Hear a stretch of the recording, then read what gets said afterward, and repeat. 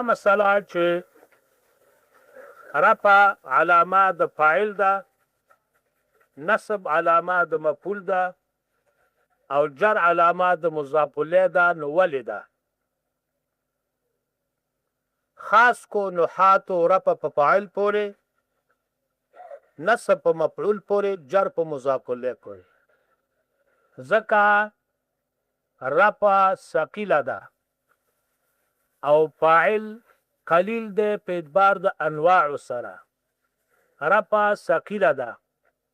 او فاعل قلیل ده په اعتبار د انواع سره. نو ثقیله قلیل ته ورکو د پاره د رعایت د مناسبت، ثقیله قلیل ته ورکو د پاره د رعایت او د مناسبت. رفع خو د تلفظ په لحاظ ثقیله ده، خو فاعل د انواع په لحاظ قلیل ده، کم ده. مرفوعات اته دي چې ټولې حسابه نه اته دي، او چې یوازې فاعل حسابه نه یو ده، نو هغه تقاضا د تخفیف نه کوي. ثقیله قلیل ته ورکو د پاره د رعایت او د مناسبت. او نصب خفیف ده او مفاعل کثیر دي، ځکه چې منصوبات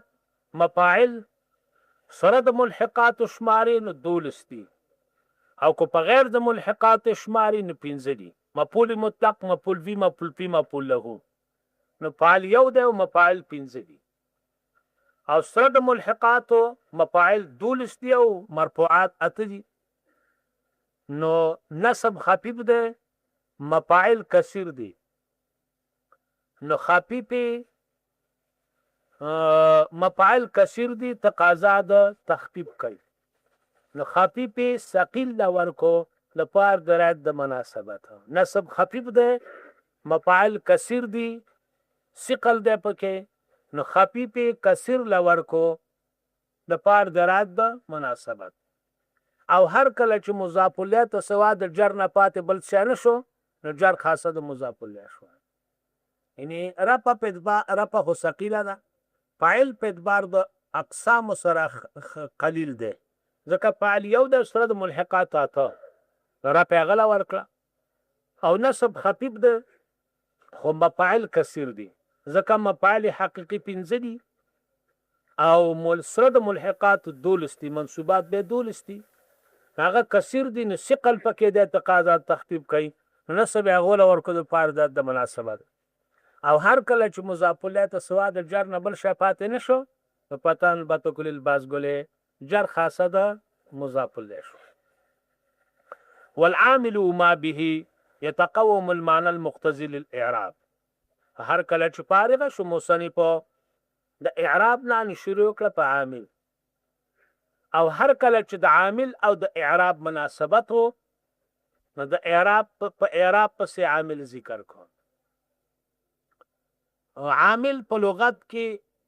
مطلق مؤثر ته وایي. عامل په لغت کې مطلق مؤثر ته وایي. په اصطلاح کې مطلق عامل په پښتو کې دی ته وایي چې دا هر هغه شی دی چې د په وجه په اخر د کلمه کې اعراب راځي. دا هر هغه شی دی چې د په وجه په اخر د کلمه کې اعراب راځي. ستاسو زوریریه دا تعریف کړي. شمد سوی چې ما اوجب كون آخر الكلمة على وجه مخصوص من حيث الاعراب والبناء. مطلق عامل یو شی دی، اوجب چې واجبي كون آخر الكلمة کېدل د اخر د کلمې على وجه مخصوص په یو طریقه خاصه، چې واجبي کېدل د اخر د کلمې على وجه مخصوص په یو طریقې خاصه، من حيث الاعراب والبناء، چې هغه اعراب او بنا ده. بنا وس اصلي ذکر ده، خو اعراب ده. چې دا عامل په کلمه داخل شي، نو د عامل د وجنه اخر د کلمې یا مرفوع شي، یا منصوب شي، یا مجرور شي، یا مجزوم شي. نو د څو پورې چې عامل پی، نو اخر د کلمې بم دقه سی. لکه رأیتو زیدن، دی رأیتو اخر د کلمې خاص کو په نسب د څو پورې چې رأیت پی نسب به په زید باندې جاء زیدون جاء اخر د زید خاص کو په رفع د څو پورې چې په جاء ای نو په زید به رفع ای لم یضرب لم د یضرب اخر د یضرب خاص کو په جزم نو د څو پورې چې په لمی نو جزم بکی ما اوجب کون اخر الكلمه على وجه مخصوص من حيث الاعراب والبناء دا د مطلق عامل تعریف دی یو عامل د اسم معرب دی د اسم معرب د عامل تعریف دا دی عامل د اسم معرب د اسم معرب د عامل تعریف دا دی چې عامل د اسم معرب یو شی دی چې د په وجه عامل د اسم معرب یو شی دی چې دا په کلمه داخل شي نو په کلمه کې یو معنا پیدا کوي چې هغه معنا زه اعراب لور کوي عامل د اسم معرب یو شی دی چې په کلمه داخل شي نو په کلمه کې یو معنا پیدا کوي چې هغه معنا زه اعراب لور کوي لکه جاء زیدون جاء چې په زید داخل شو په زید کې یو معنا پیدا کړه چې فاعلیت دی فاعلیت زید فاعل دی کنه نو دا فاعلیت تقاضا د رفع کوي ضربت زیدن ضربت چې په زید داخل شو په زید کې یو معنا پیدا کړه چې مفعولیت دی نو مفعولیت تقاضا د جر کوي غلام زیدین غلام چې مضاف شو زید ته په زید کې یو معنا پیدا کړله چې اضافت دی نو مضاف الیه تقاضا د جر کوي نو عامل د اسم معرب دی ته وایي چې په اسم معرب داخل شي نو په دې کې یو معنا پیدا کوي چې هغه معنا تقاضا د اعراب کوي چې هغه فاعلیت مفعولیت اضافت دی والعامل الف لام په العامل کې عهد دي معهود په دې سره عامل د اسم معرب دی عامل د اسم معرب ما یو شی دی به چې په سبب د دې شی سره خاصتا يتقوم المعنى حاصلېږي معنا